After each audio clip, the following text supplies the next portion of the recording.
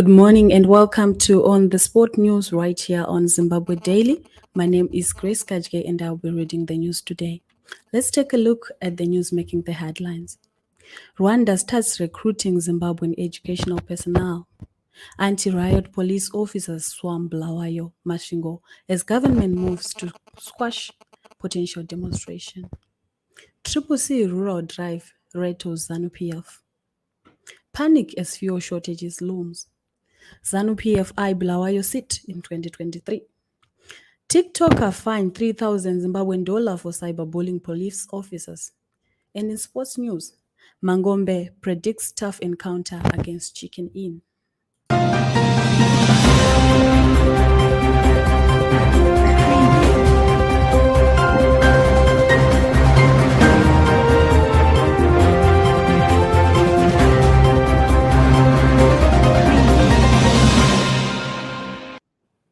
Now the news in detail.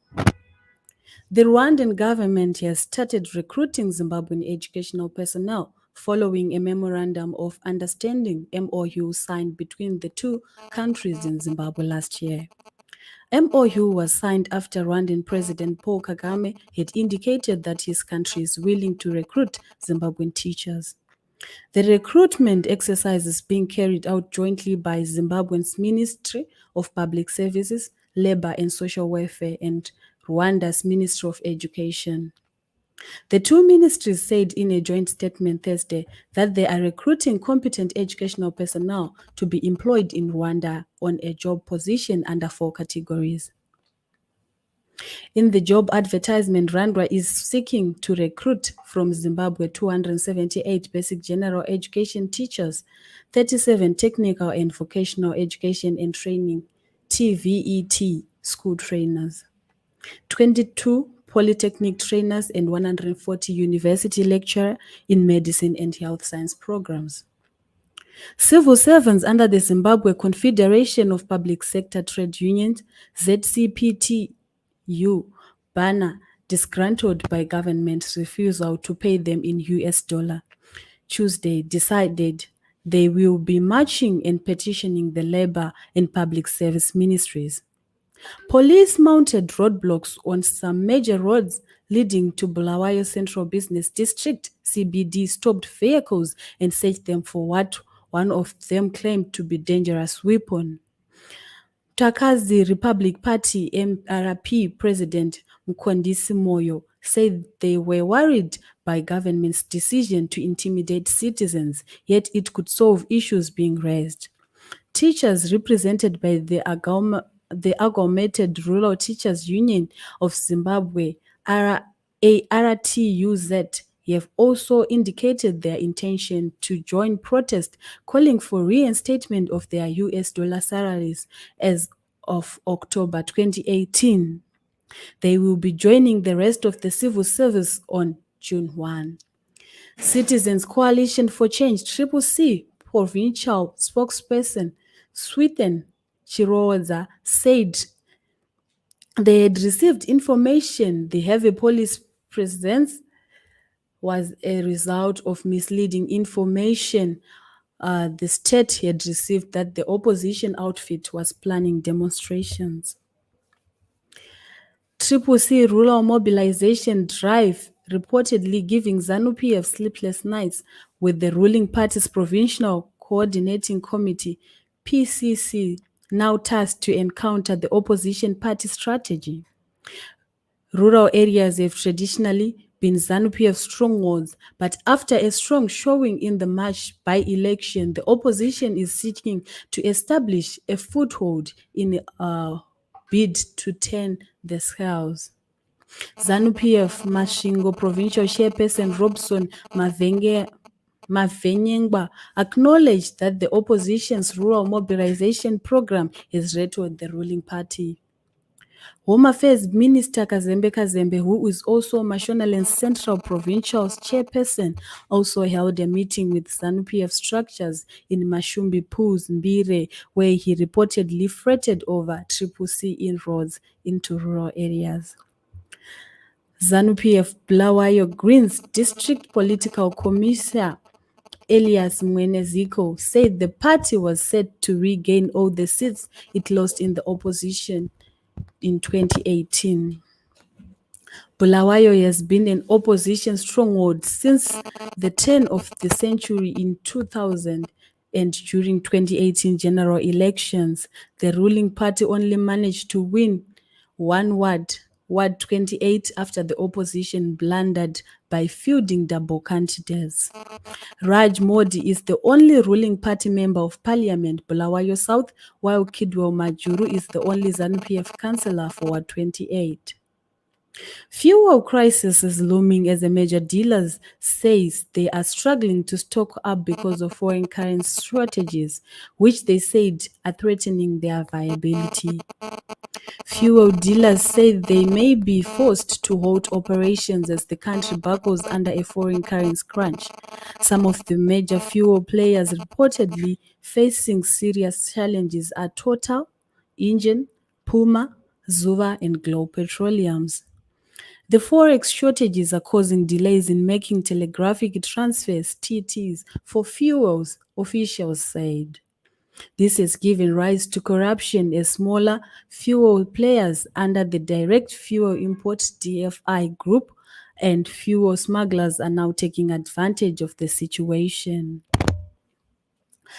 The Zimbabwe National Students' Union (ZINASU) has promised to take telecommunications giant Tel1 Center for Learning to court following its announcement of 200% fees hike the union claims could leave many out of school.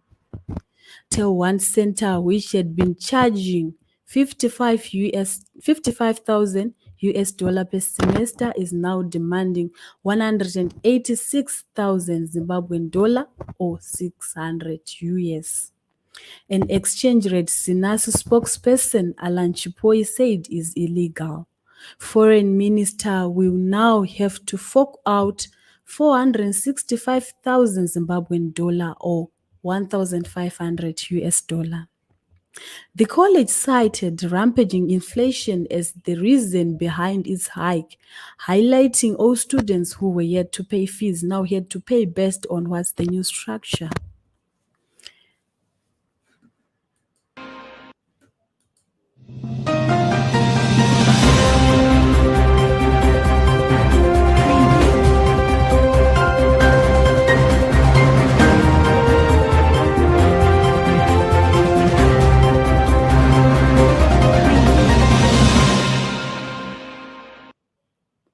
We will cross over to other news. A user of a popular short video sharing platform, TikTok, landed himself in soup after posting a clip in which a uniformed Chinoi police officer on duty jeered whilst hoisted in the air.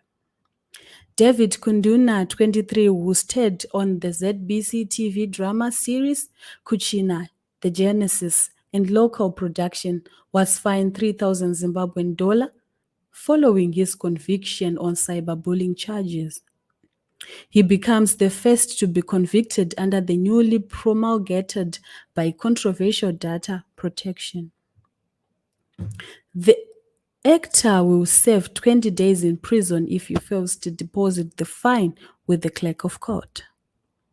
The video was further posted on TikTok and went viral, prompting Taimu to report the matter to the police. Kaduna was subsequently arrested and charged with cyberbullying. Tendai Tapi also prosecuted.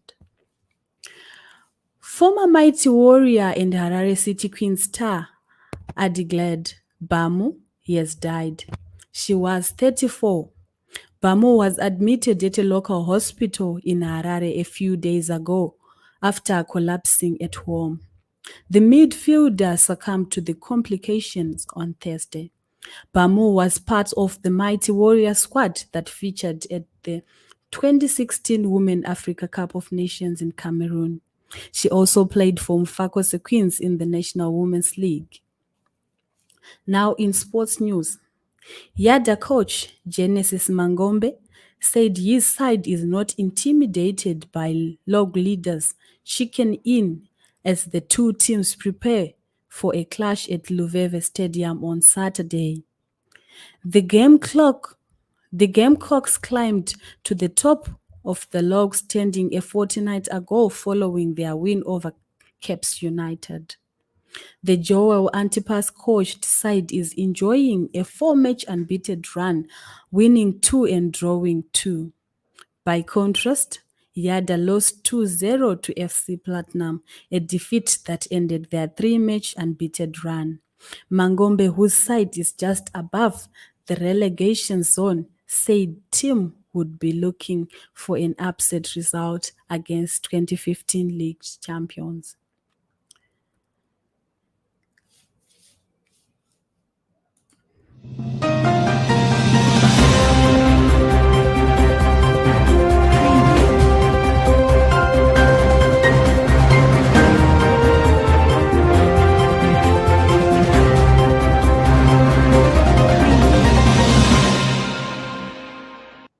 We will take a look at the news that made the headlines today.